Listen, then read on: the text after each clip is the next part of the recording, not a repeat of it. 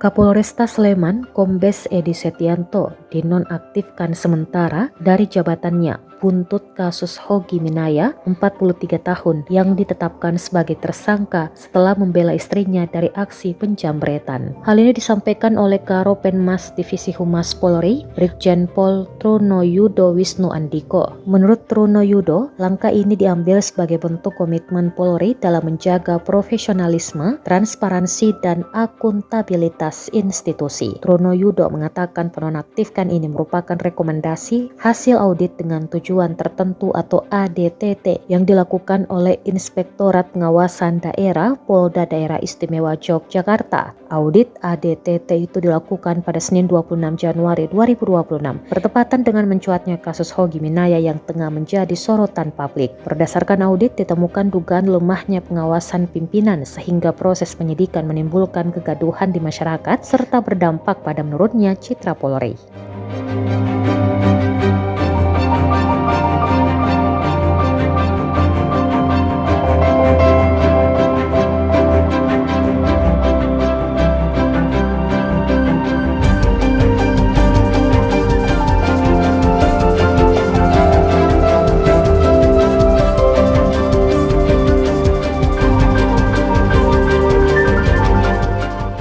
Download Tribun X sekarang, menghadirkan lokal menjadi Indonesia.